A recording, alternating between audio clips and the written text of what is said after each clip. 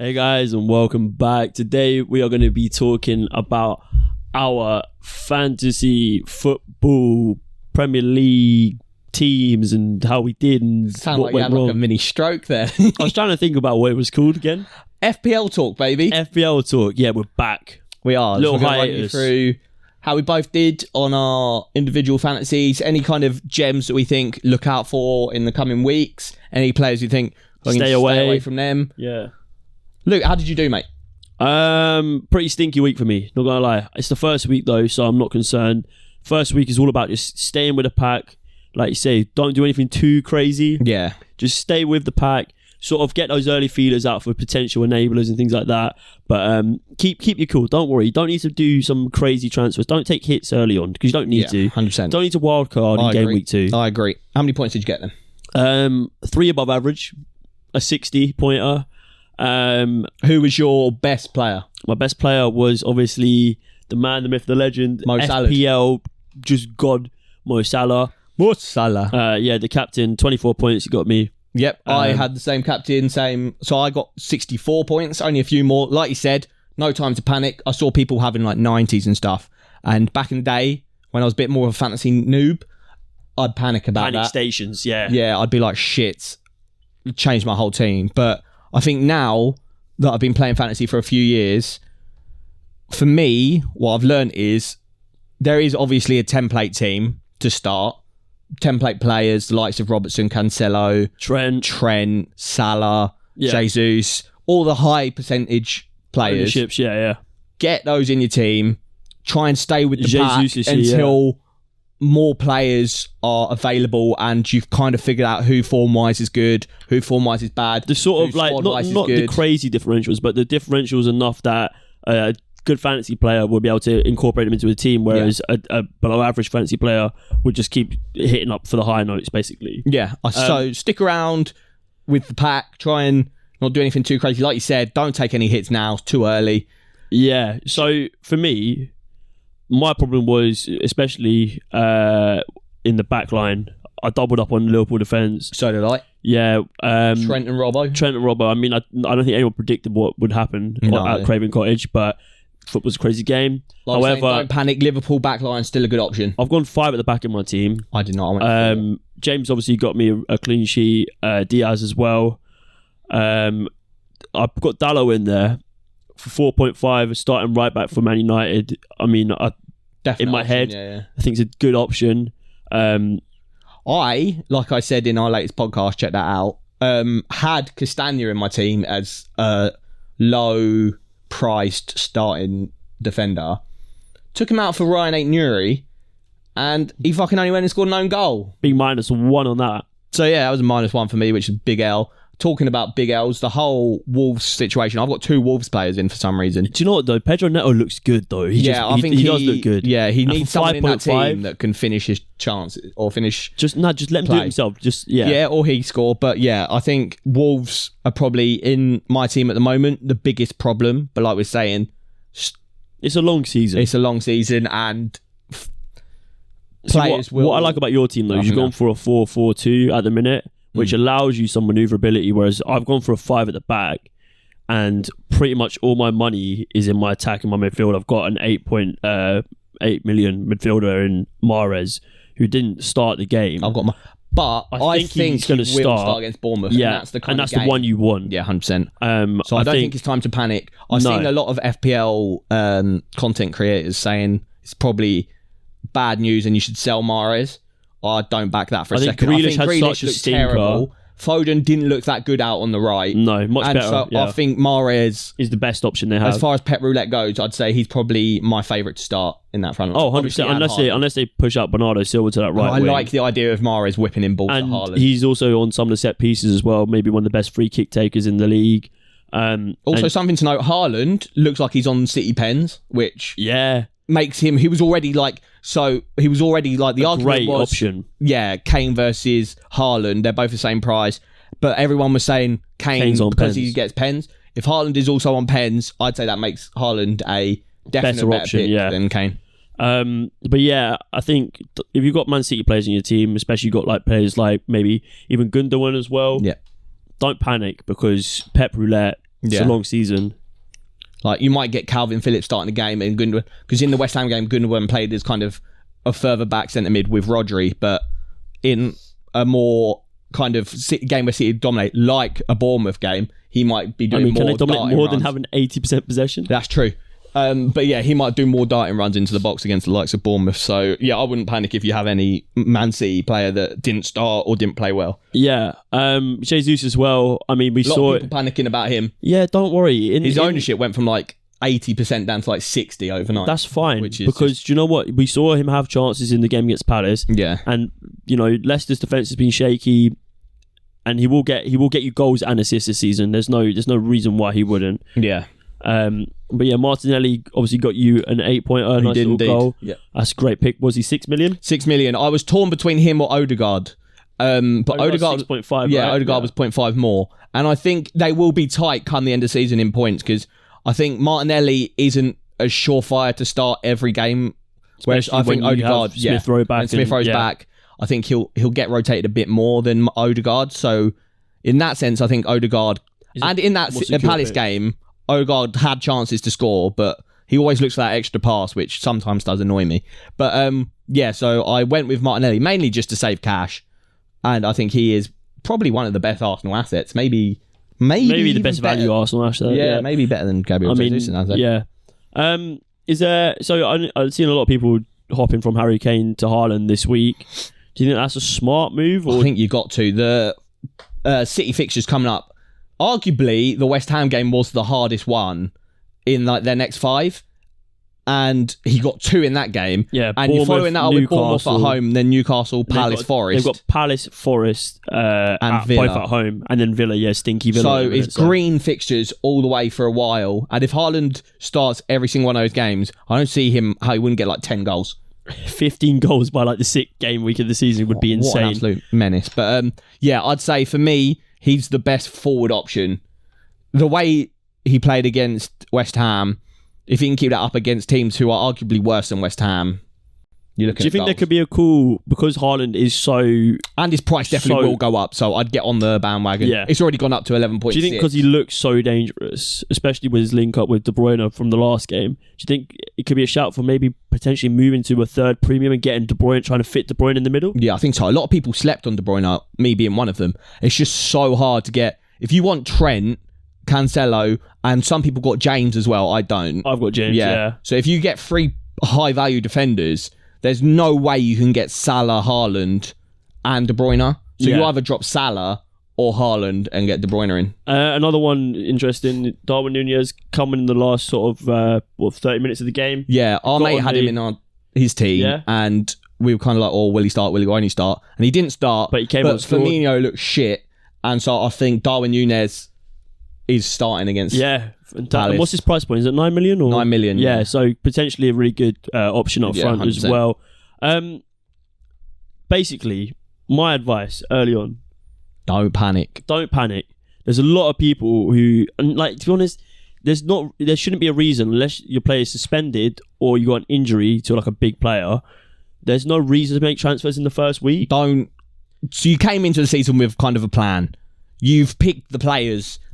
Like, unless you've looked at just the first game week, and then in that case you're not a very good fantasy player. I hate to break it to you, but if you have planned this team and you've looked at like the first 3 or 4 game weeks, nothing's changed. Stick with your plan. Some players may have disappointed. I've got Ait-Nouri who got a -1, fucking gutted, but I'm not going to change my plan. I looked at Wolves fixtures. They got another one coming up that's not too bad, and so for me the plan stays the same.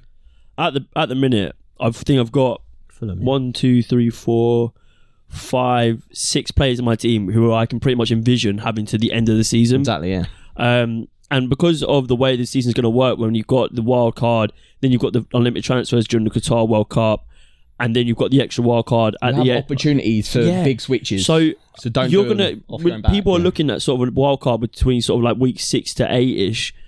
So if you do have a pretty much of a stinker, like just for the first few game weeks, don't worry, because there is time to turn it around. Yeah, 100%. Like I say, at the beginning, it's all just keeping with the pack and just looking for those value players. I mean, you've got players like Nathan Patterson at Everton, who's starting right back at the minute, 4 million. And if Everton could solidify up their defence, they brought in Connor Cody from Wolves, who's brilliant in the back three. They've got Tarkowski as well.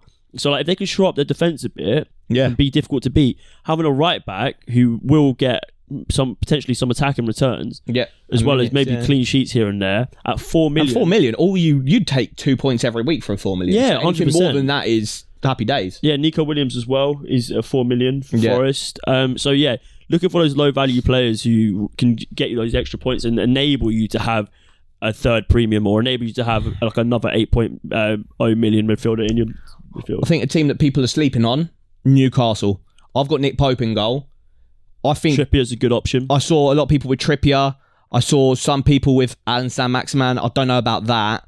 Callum Wilson looked good in the Newcastle game. But can he stay fit? But is he the kind of striker that then you don't go with Jesus? Or maybe you go no premium striker and you go Wilson and Jesus. But for me, a Newcastle defender, they look quite good defensively. And at the start of the season, I bottled it last minute, but I had Pope and Sven Botman. But then I took Sven Botman out. But yeah, I think a Newcastle, if I was to give you one kind of tip, it's get a Newcastle man in there. Yeah, potentially look at Newcastle, but not this game week. Save it for next game week. Yeah, don't copy my team. No, Wait, just say what your transfers. Give yourself the option. I think that is a good tip actually. Unless, like Lou said earlier, you're in a bit of a shitter. Someone's been red carded. Someone's been injured or something. It's always better to have 2 transfers and then make your move. Because if you make it with 1, you either have to do that position only change, or if you want to cover 2 positions, you're going to take a hit. So having 2 transfers opens up so many more possibilities transfer-wise. That would be my second tip. I know we spoke about having a 3 premium draft, or not draft, a 3 premium squad. One of the reasons that I'm not really a fan of it is because I think it gives you a lot of captaincy headaches. It does indeed. Like at the minute, most teams have Salah or Haaland in, and I think for this game week, I'm going to be captain Haaland. He's got Bournemouth, new promoted side. City looked amazing. He looked just fiery as. Then I'm going to go for a Haaland captain this week, but it's going to be between those two, and I'll pretty much go for it depending on fixtures. Yeah, 100%. Unless Haaland is just banging in goals for fun. Yeah. Do you know what I mean? And then you just go for Haaland. But a 3 premium draft can really work out though for you, because you could have 3 big hitters in there that get you 20 plus points every week. Yeah, well that's like the thing. It's like if you had Haaland and De Bruyne, would you always pick Haaland or would you go for De Bruyne? Well, that's the question, isn't it? De Bruyne probably has equally as much attacking output because he will get the assist, whereas probably Haaland like might De Bruyne will certainly get you assists and might get you a goal, whereas like Haaland will only get goals, he doesn't really assist. He potentially might. He knocks down from a header and stuff. But like there's more chance of De Bruyne doing a goal assist than Haaland. And obviously De Bruyne will get you that extra point for a goal. He'll get you a clean sheet point as well. So you've got captaincy on him, that's an extra 4 points potentially. So that is probably the headache if you were to have De Bruyne and Haaland. As far as City players go, they're probably the 2 most sturdy forwards. And to have them in your team would be sick, but there's probably equal headaches that come with it. Yeah, I've gone big at the back for the early part of the season, I think. Yeah. I've decided that I want to play it sort of safe. I want to get my points from the board and sort of analyse this when you get a bit further into the season, be able to really pick out those players that I really want to build my team around. Yeah. One last thing I want to just touch on for you. I want to ask you a question. I want to quiz your FPL genius mind. Oh, it's a pretty big FPL genius mind. Search deep for this one. For you, when picking a player to bring into your team, do you look at form or fixtures? Fixtures. Fixtures? Yeah, I think so. Fixtures over form? Yeah, I think so. I mean, I think the cop-out answer is you look for a balance of someone who's coming into form with the easy fixtures. Yeah, I was about to massively cop out and say pretty much that. But I think for me, fixtures is the one, and then it's nice if the form goes along with the fixtures. Mm-hmm. That's like your perfect one. But fixtures are more of a safe bet. Yeah, if you were to pick one or the other, it's fixtures. But I'd always look at fixtures, maybe a slightly worse fixture with a player in form, but still a good fixture, over like the best fixture. But yeah, for me, fixtures, but then try and find a player that is in form heading into those fixtures, because then you're in money, mate. So yeah, this is just a quick run through of our teams, pretty much heading to game week 2. Are you planning on making any more changes? No transfers for me, same team. So getting the BoreDraw league, You can go have a look at my team. It's going to be the same. Literally the exact run same. through your team? Yeah. Nick Pope in goal. Obviously. Bingo bongo. Alexander-Arnold and Robertson. I mean, if they didn't keep a clean sheet against Fulham, my kind of fear for them is still there now because they're playing against a good Crystal Palace side, but potentially not going forward as I mean, for value for money Palace, though, like as Fulham, was it 7.0 and 7.5? Like they're going to get you nearly 200 points a season. So I've got the two Liverpool boys. Yeah. Pairing them with Cancelo, who already delivered 7 last game, so that's a nice start. And he's played against Bournemouth. And in that West Ham game, he literally played like centre mid. Yeah, he was so far forward. Up the pitch, yeah. So, and fucking hell, if they play like that against Bournemouth, they will get goals, yeah. So, yeah, happy with Cancelo. Aït-Nouri and Neto, they're both playing against Fulham. So, arguably, maybe a slightly easier fixture than Leeds at this moment in time. And they're at home. So, there's that. Hopefully, I'd take even 2 points for Aït-Nouri and something from Neto would be nice. Happy with Mahrez. I think there's a lot of, like I was saying earlier, a lot of talk about Mahrez potentially being drop-worthy because he didn't start. But I think he's probably going to start this Bournemouth game. And if he does, I think he'll be in the points. He was City's highest point scorer last year. And I don't see why so many people are against him. I think he'll do business. So got Mahrez, Martinelli and Jesus. Both of them playing Leicester. Arsenal look good. They both look good, so happy with them. Mo Salah, obviously the guy, but he's not got the captain's armband for me. That's going to big Erling Haaland against Bournemouth. Okay. Yeah, that's me. I'm pretty much sticking with the same starting 11 I fielded last week. Not going to make any changes at all. I've got Raya in goal from Brentford.